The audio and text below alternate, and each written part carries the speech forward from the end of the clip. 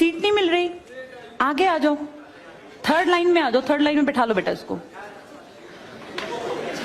फिर तेरी बहन को जब कोई कहेगा यहाँ आके बैठ जा, फिर अच्छा लगेगा? थोड़ा लिमिट में रहना चाहिए ना। बैठ जाओ बेटा। चलो अपने देखो, अपने व्यवहार को ऐसा रखो जैसा तुम दूसरे के साथ करो, तुम्हारी बहन के साथ वही होगा।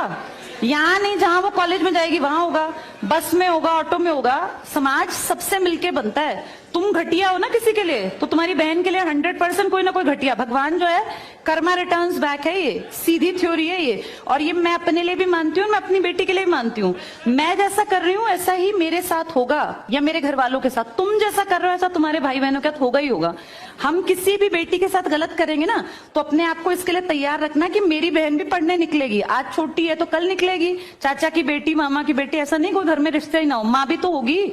जैसा तुम कर रहे हो ऐसा तुम्हारी माँ के साथ जरूर घटित हुआ होगा। अब तुम कर रहे हो, बड़े अच्छे कई एड्स हैं, उसमें एक जवान लड़का ना सीटी बजा रहा होता है, तो उसकी माँ, देखा तुम लोगों ने वो, उसकी माँ कहती है बेटा मत कर। तुम्हारी उम्र का था वो लड़का, उसकी माँ लगा लो मेरी एज की मुझसे 2-4 साल बड़ी होगी, क्योंकि जो बच्चे 20 के हैं उनके माँ 40-45, उनकी माँ 45 साल तक की होती है। तो लगातार सीटियां बजा रहा है, उसकी माँ उसको कहती है बेटा मत कर, वो इरिटेट हो जाती है।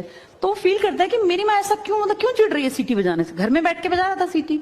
तो उसकी माँ को याद आता है कि जब मैं रोज बस स्टॉप पे जाती हूँ, 45 साल की अधेड़ उम्र की एक औरत, एक घटिया लड़का, मतलब ऐसे नहीं होते बिल्कुल ही घटिया जिनकी परवरिश हो, वो रोज उसको परेशान करता है, उस 45 साल की औरत को।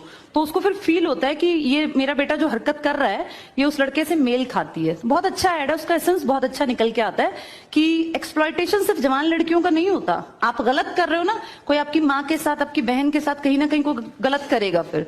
इसलिए समाज को अच्छा बनाओ, क्लास को ऐसा बनाओ, कोई लड़की वहां से अगर आ रही है और तुम कह रहे हो यहाँ आ जा, तो ये ठीक है, ये अपने आप सोच के देखो, ये हमारी परवरिश को भी दिखाता है कि हमारी परवरिश कैसी माँ ने की है।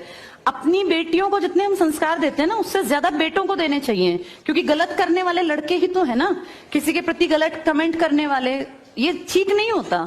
इतने काबिल बनो कि कोई तुम्हारे साथ बैठना चाहे। तुम्हें ये कहना पड़ रहा है कि यहाँ के बैठ जाओ, तुम कोई वो छिछोरे 70-80 के दशक के लड़के थोड़ी ना हो, पढ़े लिखे 21वीं-22वीं सदी के लड़के बैठे हो, तुम कोई बच्चे नहीं हो। अब अपने व्यवहार को इतना अच्छा बनाओ, क्योंकि जब गलत बात बोलो ना तो ये सोच के बोलना कि मेरे घर में जो औरत है ना उसको ये सहना पड़ रहा है कहीं ना कहीं। तुम ही लोगों ने समाज बना रखा है, इसको घटिया बना लो चाहे अच्छा बनाओगे तो पूरा समाज अच्छा बन जाएगा। घटिया बनाओगे तो तुम्हारी माँ को भी 100% सुनना पड़ता होगा, क्योंकि ये कर्म है, ये किसी को नहीं छोड़ते। तुम सबको 4 दीवारी में नहीं रख पाओगे, तुम्हारी माँ को भी कहीं ना कहीं बाहर निकलना पड़ता है, चाहे वो मार्केट सब्जी लेने जाती हो, गाँव में रहते हो तो गली में तो निकलती है ना, उसको भी सुनना पड़ता होगा, क्योंकि समाज बनाने वाले तुम ही लोग हो। तो ये ध्यान रखो सबको कि भाई किसी को हमारे किसी भी कमेंट से बुरा ना लगे, और इनको अलग मत समझो।